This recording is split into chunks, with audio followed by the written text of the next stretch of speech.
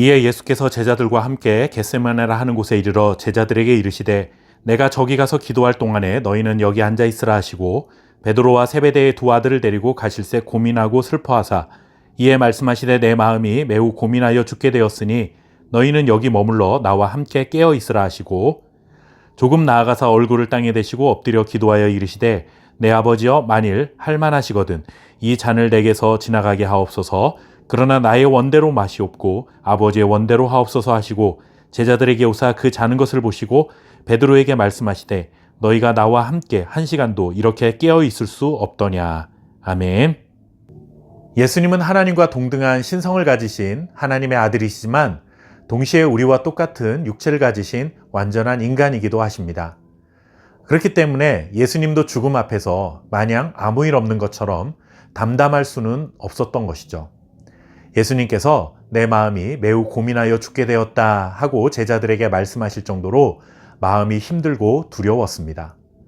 아무리 하나님에 대한 굳건한 믿음이 있고 하나님 나라에서 영생할 것이라는 소망이 있어도 사람은 누구나 죽음 앞에 서면 본능적인 두려움을 갖게 됩니다. 예수님도 마찬가지였습니다.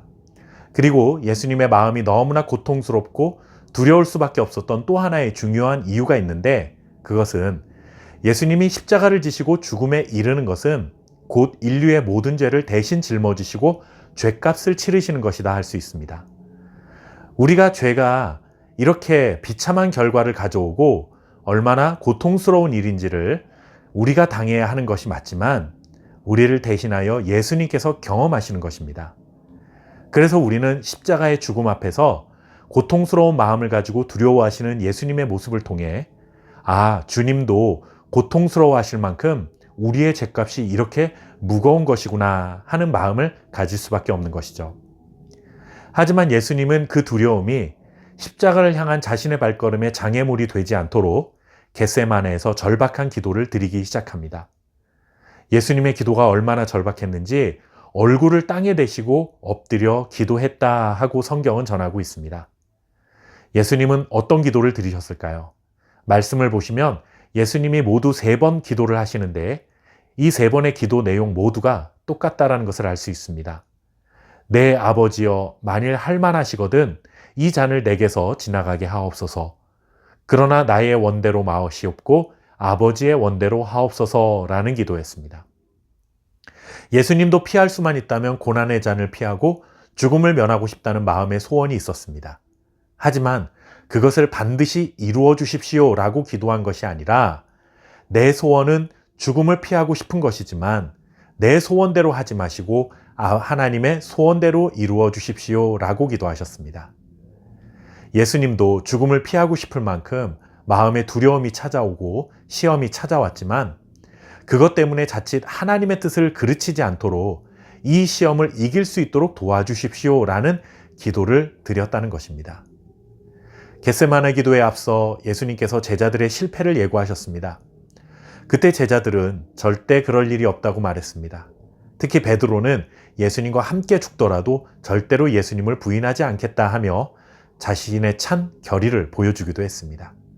그런데 이렇게 마음의 두려움과 시험을 극복하고 하나님의 뜻을 이루시기 위해 마지막 순간까지 절박하게 기도하시는 예수님과는 달리 그 자리에 함께 있었던 3명의 제자들은 예수님이 기도하시던 그 시간에 잠들어 있었습니다.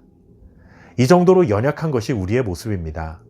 육체의 피곤함 하나도 이기지 못해 힘들어하는데 힘없이 십자가를 지시고 죽음에 이르는 예수님을 끝까지 부인하지 않고 그 옆에서 믿음을 지켜낸다는 것은 몇 배, 아니 몇백 배는 더 어려운 일이 아니었을까요? 그렇게 연약한 제자들의 모습과 끝까지 하나님의 뜻을 이루시기 위해 절박하게 기도하시는 예수님의 모습을 통해 우리는 다시 한번 우리의 결심이 믿음의 자리를 지켜주는 것이 아니라 나는 이렇게 연약합니다. 하나님의 도우심이 없으면 하나님의 뜻을 이룰 수 없는 연약한 자입니다.